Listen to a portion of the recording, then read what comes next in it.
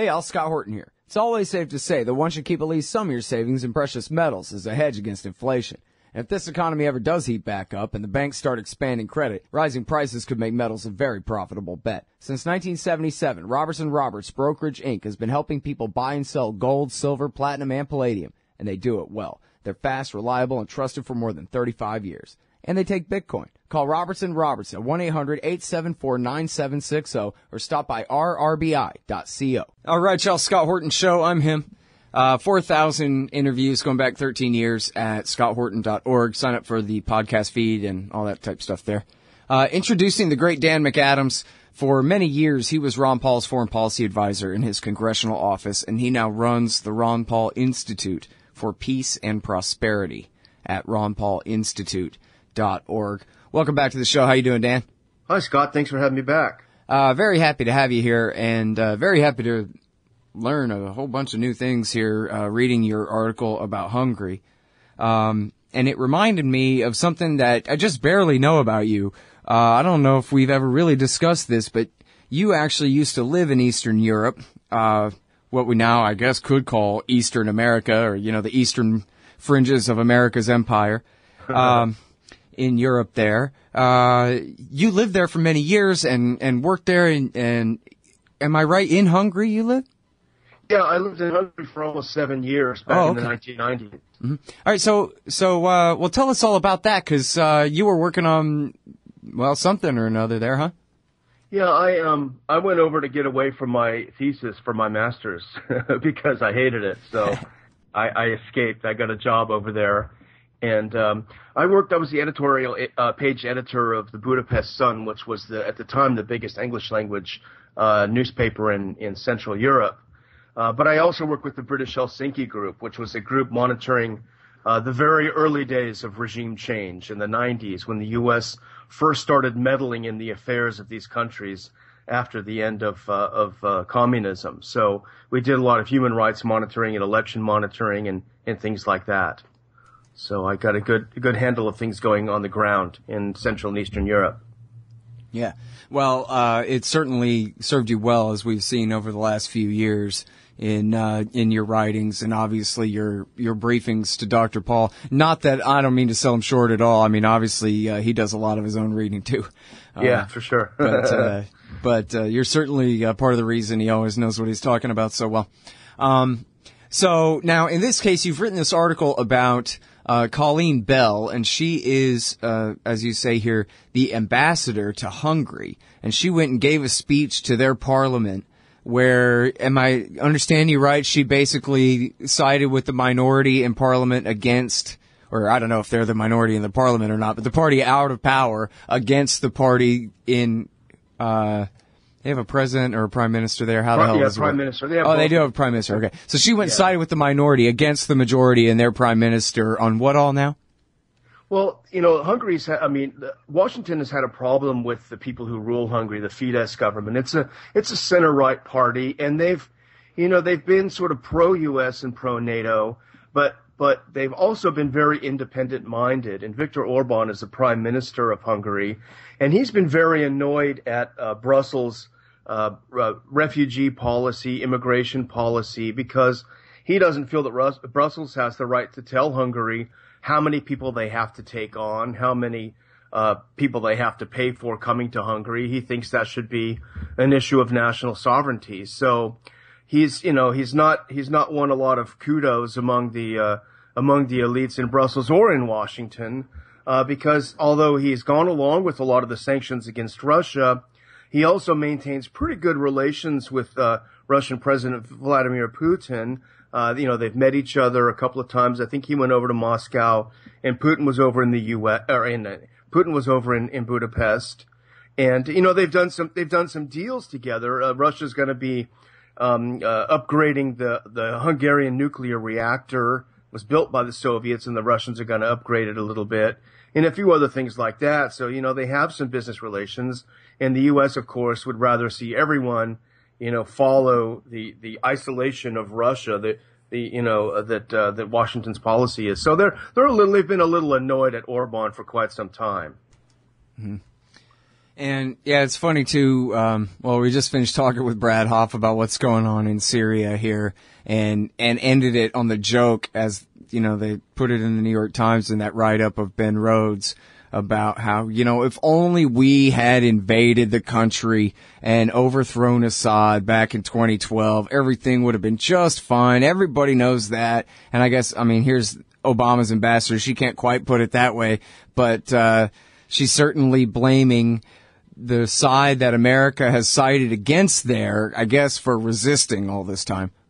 Yeah, it's absurd. It's so illogical. Anybody with a brain, and maybe she thinks the Hungarians are too stupid. I don't know what it is, but she conflates the two, Assad and ISIS. You know, essentially, and these are her words: as long as Assad is there, he remains the most powerful magnet for foreign fighters and recruits to ISIS. Well, how come that wasn't the case before the U.S. decided on regime change for Syria? How come we didn't have a problem with this before 2011 when the U.S. ramped up this regime change?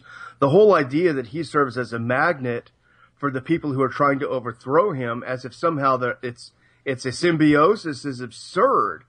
You know, anyone who's been following it knows that he's been fighting ISIS. He's been fighting Al-Qaeda, which the U.S. has backed. And the Russians gave them some assistance because they asked for it.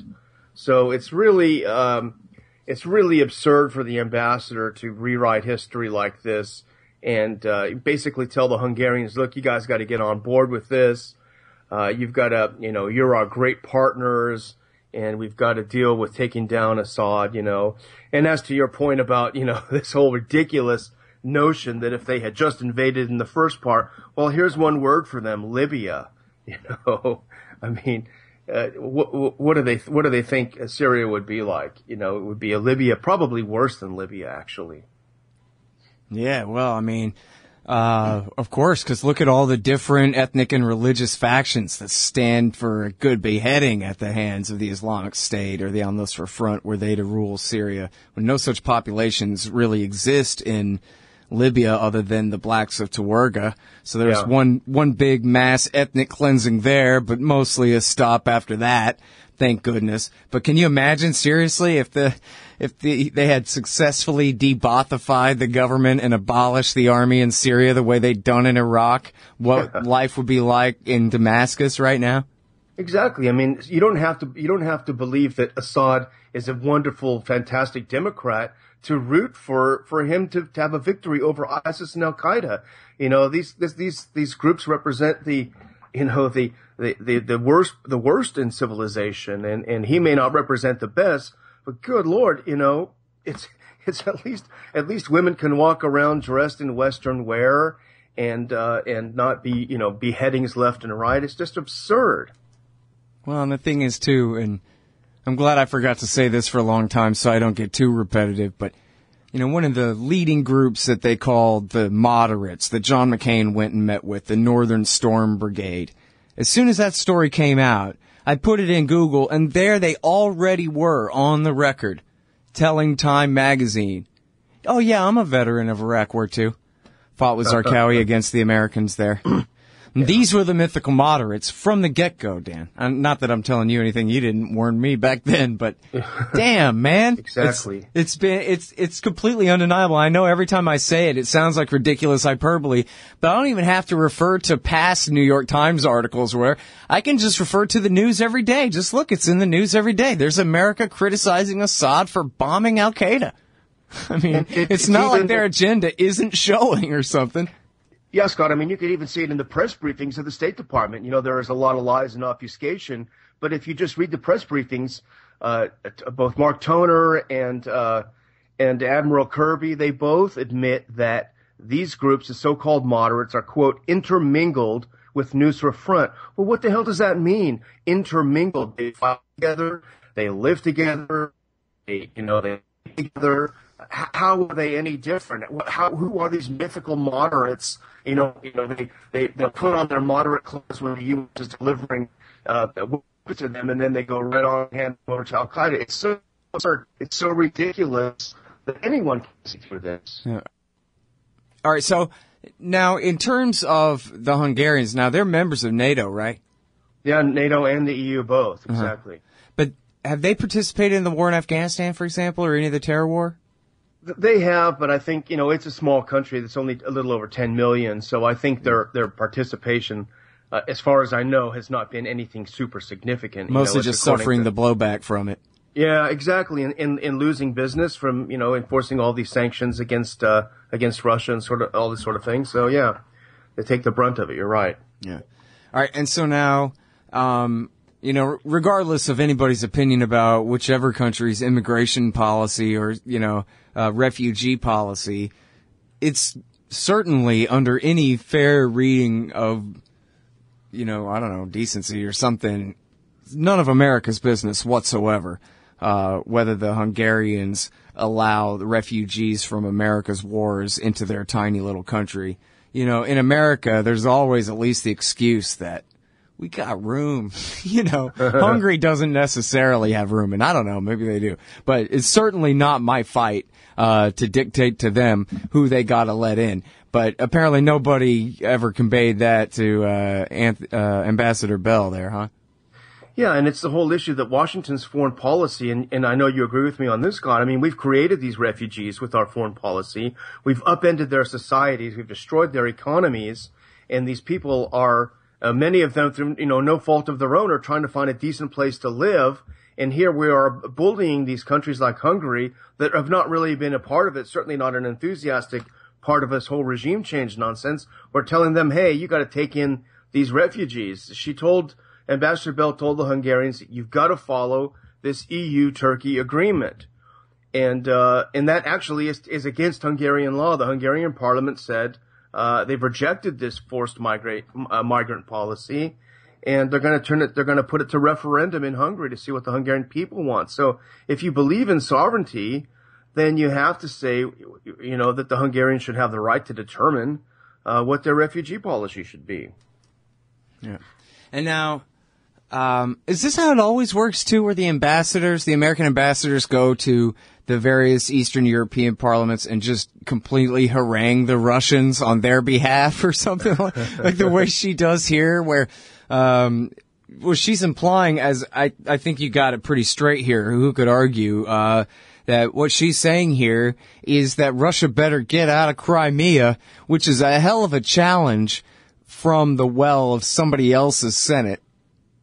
Yeah, well, Russia had Crimea a lot longer than the U.S. had California, so it's pretty rich for her to go over and tell the Hungarians what they should tell the Russians to do with regard to Crimea. We know that they held a referendum. The people wanted to rejoin, and as I pointed out in the article, it's only been about 20 years that Crimea was part of an independent Ukraine. So they've certainly been a part of Russia a heck of a lot longer than that.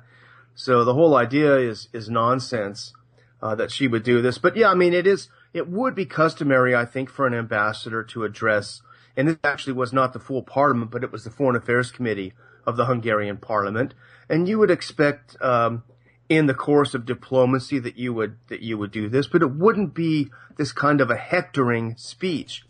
And, Bell certainly does not come from a foreign affairs background. As I point out in the article, she's a producer for soap operas on television. But she happens to be a big donor for Obama. So she got this as a little prize for raising a bunch of money. That's fine. That's how it works. But the whole point is then that she is simply reading a speech that was prepared for her at the State Department. These are the people who are pushing U.S. foreign policy. They write a speech to her. And it certainly is not what you'd expect from a country that you call a partner, to go there and lecture them on what their policy toward Russia should be, what their policy on immigration should be, what their policy in Syria should be. It just, it's going to leave a bad taste in people's mouth. They don't like being lectured by any foreign country. It's just natural. We'd feel the same way. Yeah. Well, and of course, Doug Bandow has this great piece. You may have seen it in the American Conservative magazine, where he talks about the whole selling point of the European Union is to normalize and liberalize trade, not to regulate everything to death. And, they sell NATO and EU expansion as just sort of this natural course of history's winds blowing or whatever the hell it is. But these are pretty contradictory concepts. If you're a Hungarian and you thought you were joining up with these other countries so that it would make it easier to trade things across borders, and in fact, you've now signed up for the American empire, their various wars, and their sanctions regimes, which, quite conflict with the idea of freer and freer trade between these people. And also, you're in NATO, so you have the pressure to buy American weapons. The whole NATO membership thing really is nothing but a coup for the military-industrial complex here in the U.S., to sell a bunch of weapons overseas that really aren't needed. I remember it was hilarious. It was back when I was living there that Hungary was being pushed into buying these F-18s, which, of course, they cost a pretty penny. But the joke is Hungary is such a small country, but by the time these F-18s actually got up to speed, they would be outside of Hungarian airspace. The country's too small to even run these things. But you can bet that McDonnell Douglas was down there, and they threw a lot of money around trying to get him to buy these dumb planes.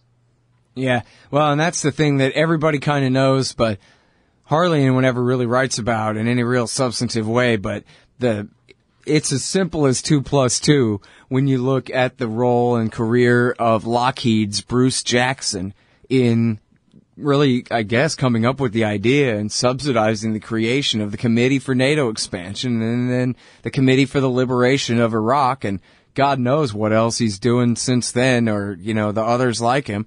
But, there are, various watchdog groups that show, that catalog through IRS records and et cetera, who finances the various think tanks from AEI to JINSA to WINEP and whatever. And there's your Northrop Grumman, and there's your Lockheed, and there's your General Dynamics and your guilty parties. And the national interest, or, what's good for Main Street USA, somewhere in small town Texas, ain't got a damn thing to do with it. They never even ask about that. It's just like you say, it's all about the big ticket sales of weapons like the F-18 that cost so many millions of dollars apiece. You know what's the commission on something like that?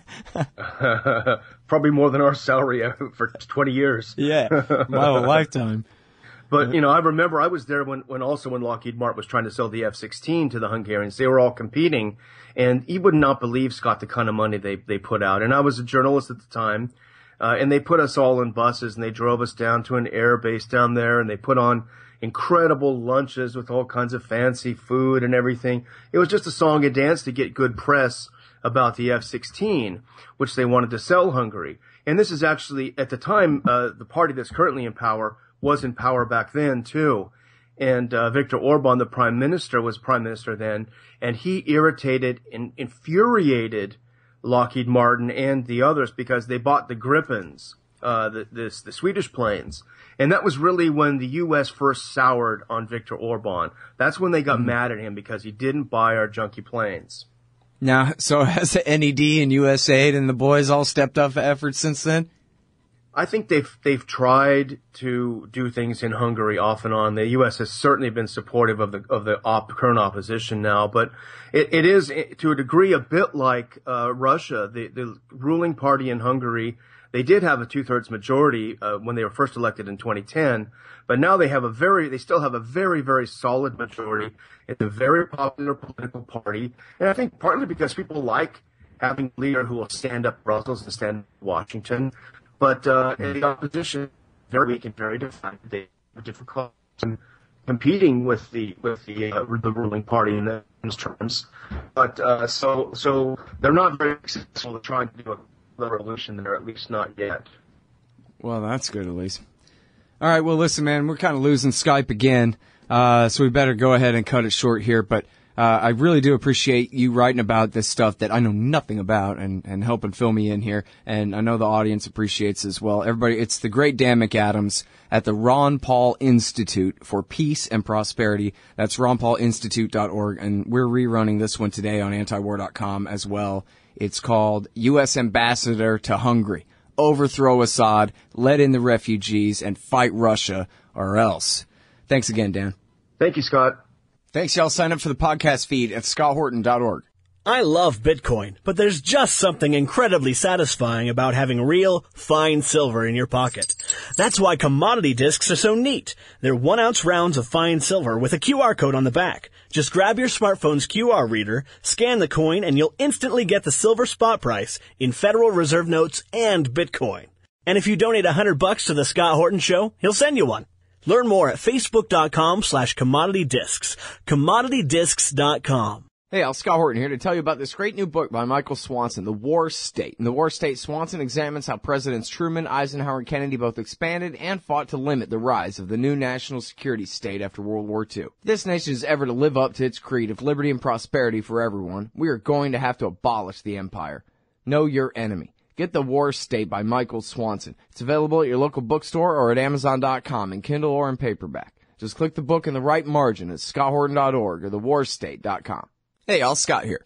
The thing is, I need you guys to help me to get these download numbers up. So do me a favor and sign up for the podcast feeds of this show. You can choose the whole show or just the interviews at iTunes and Stitcher. All the buttons you need are at the top of the right margin at scotthorton.org. The more subscribers I have, the more iTunes and Stitcher will help promote the show to new listeners. If you're a hardcore fan, brand new or from way back, please leave them customer ratings and reviews, too. Trying to get these wars ended.